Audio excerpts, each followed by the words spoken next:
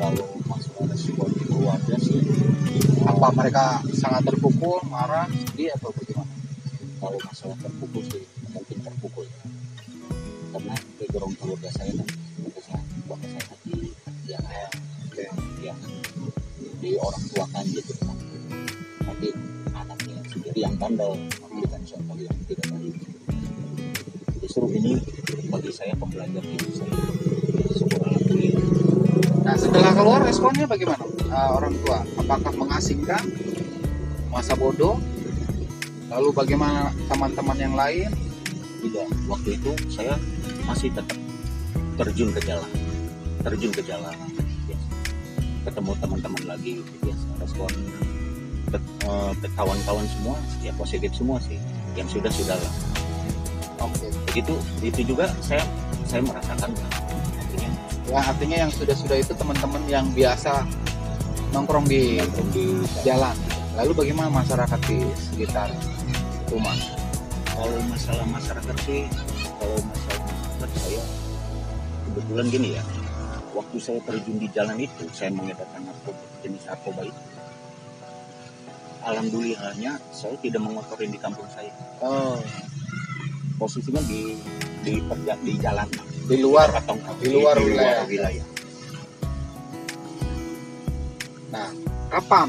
Apakah terpikir untuk berhenti menggunakan dan berhenti menjadi pengendara, lalu mulai menjalani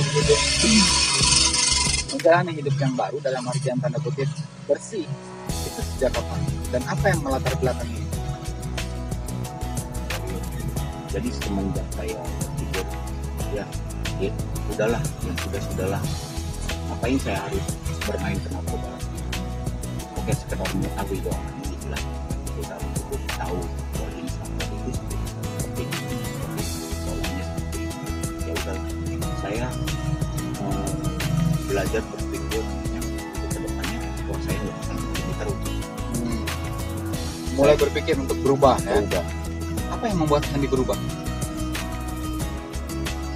Apakah mungkin ada ingat dengan petua orang tua, ataukah memang orang tua ada dorongan orang tua dari untuk?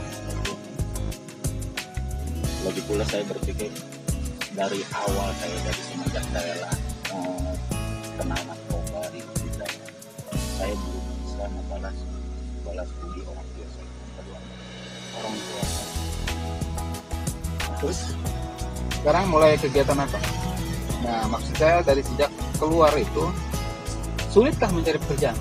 Sulit, sangat sulit. Lalu saya minta tolong sama kalian. Berapa tahun dari fase keluar dari LP lalu mendapatkan kerjaan itu berapa tahun ya? Kira-kira saya coba nyari lowongan kerja. Syukur alhamdulillah saya ketemu waktu itu di Tangerang, teman saya, kawan saya yang di jalan, dia juga sama yang sudah bekerja ya. Dia bekerja gitu di Pupok waktu itu, bikin bangunan. Dari awal saya ikut konstruksi. Mulai ikut proyek berarti bidang pekerjaan itu. Di mana itu? Di daerah Serpong. Berapa lama? Kira-kira setahun setengah. Ya. Oke, setelah dari Serpong kerja nyari lagi kemana aja, namanya di proyek kan. Nah, terakhir proyek di mana? Terakhir proyek saya di Bali. Di Hotel Bintang. Renovasi. Berapa lama di Bali? Kira-kira nggak nyampe setahun sih, 7 bulan. Renovasi ya di Hotel Bintang. Nah, sekarang semua kan sudah fase itu sudah dilewati, mulai bekerja, mulai dari upaya untuk memperbaiki diri. Nah, sekarang saya dengar bahwa Kang Hendy ini, teman-teman, setelah apa artinya keluar dari LP, saya sempat tidak lama tidak bertemu, dan terakhir di tahun berapa, mungkin hanya beberapa 3 tahun yang lalu mungkin. Dan saya dengar Kang Hendy ini mulai aktif di kegiatan budidaya. Iya. Budidaya apa itu? Saya Bisa diceritakan? alhamdulillah sekarang lagi membudidayain apa namanya, pohon bidara Arab. Tanaman bidara Arab. Bidara herbal. Oh, Jenis herbal. untuk herbal ya. Bidara Arab ya. Sudah berapa lama berjalan? Setahun lah kira-kira. Setahun kesini. Setahun. Dari saya pulang dari Bali. Dari Bali. Nah, kenapa memilih bergelut di dunia budidaya? Ya mungkin inilah perjalanan hidup saya. Dari awal narkoba. Mungkin ini sudah petunjuk dari Maha Yang Kuasa. Saya bergelut ke dunia perkebunan ini. Bidara Arab ya. Bidara Arab. Nah, kapan? Tadi kan tidak spesifik disebutkan sejak tahun kapan mulai total berhenti lagi, tidak menyentuh lagi. Mulai dari miras dan hal-hal lainnya kapan? Dari awal saya budidaya, Mulai bergelut dengan budidaya bidara lalu berhenti. Nah, ini menarik. Ketika menyatakan diri, adakah godaan-godaan yang untuk Hendy kembali ke jalan itu? banyak, sangat banyak. Saya sendiri yang merasakan begitu sulit untuk jadi orang baik. Sulit untuk menjadi orang baik ya? Berat, sangat berat. Apa bentuk godaannya? Ya semacam waktu awal saya mengenal miras, mengenal ganja kayak gitu. Ada teman-teman datang, pasti ada lah beberapa orang yang Ada ngajak. banyak. Terus bagaimana jawabannya? Ya paling saya menyikapinya takutnya dia kesinggung gimana. Ya saya beralasan bahwa saya tidak kena Oh, saya punya mengidap penyakit karena kena inilah, narkoba itu lah gitu ya. Tapi teman-teman bisa menerima. menerima lah, ngebohong tapi dengan lebih mencerminkan kebaikan mungkin daripada saya menyinggung perasaan dia. Kang Hendy, terakhir, adakah yang terbesit impian dari Kang Hendy dari semua pengalaman ini? Dan tentu saya juga ingin Kang Hendy memberikan pesan moral untuk penonton bahwa bahaya narkoba itu seperti apa, efeknya untuk masa depan itu seperti apa, dan harapan Kak Hendy di pada saat ini di masyarakat seperti apa?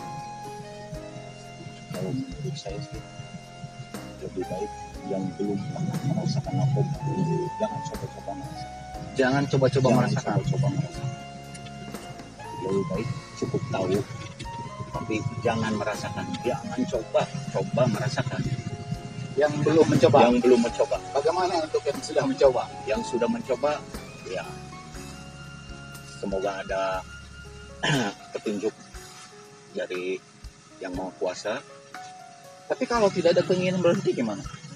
Itu tinggal kembali ke manusia. Tapi yang pasti baik yang belum mencoba ataupun sudah mencoba lebih baik tidak lagi menyentuh. Lebih baik tidak menyentuh. Nah, itu untuk pesan ya, untuk pesan teman-teman semua. Dengan catatan tadi, teman-teman yang sudah mencoba atau belum mencoba sebaiknya jauhi dan hindari. Nah, ini pesan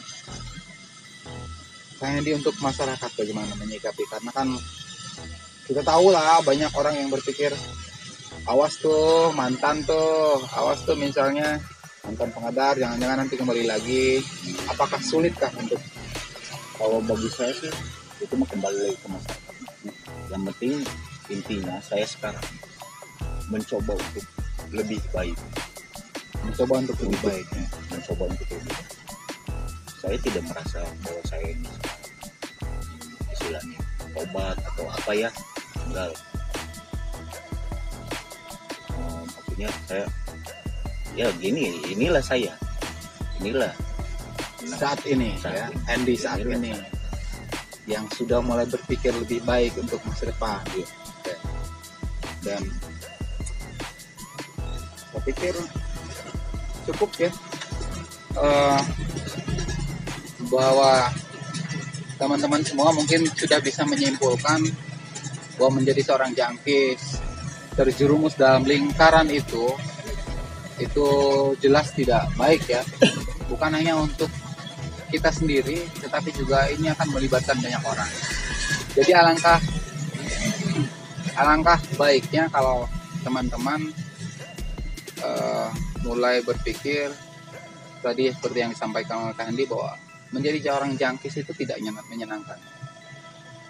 Bahkan ketika kita sakau pun rasanya sangat sakit, tidak seimbang dengan apa yang kita nikmati pada saat itu.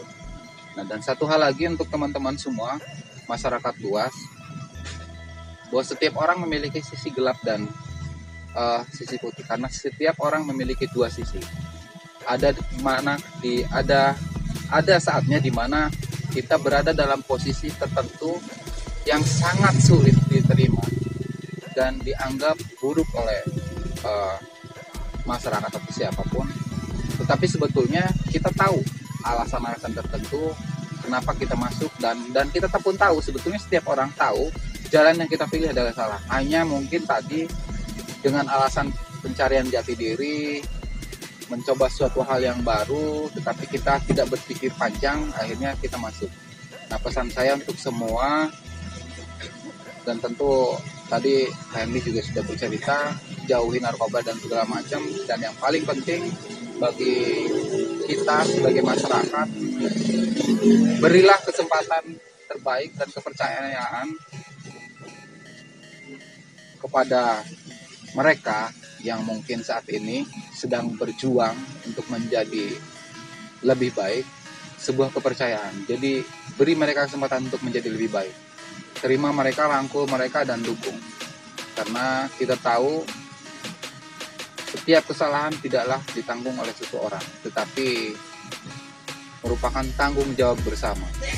Karena lingkungan adalah hal yang paling menentukan. Jadi mungkin mulai saat ini coba kita tunjukkan bagaimana respon kita, cara kita menghormati orang lain, agar tidak ada lagi Hendy yang akan datang. Jadi tidak ada lagi mereka yang harus menderita, harus tersakiti karena hal-hal haram tadi. Baik, satu hal teman-teman, terima kasih untuk sudah menikmati atau menonton konten ini. Dan konten ini, tayangan ini tidak bermaksud untuk mendiskreditkan siapapun, tidak bermaksud juga untuk menyinggung siapapun. Ini semata-mata murni agar kita berbagi pengalaman, dan semoga kita semua bisa mengambil hikmah dari kisah-kisah yang ditayangkan. Demikian teman-teman, terima kasih banyak, dan semoga kita tetap berada di jalannya, dan salam ragam kisah.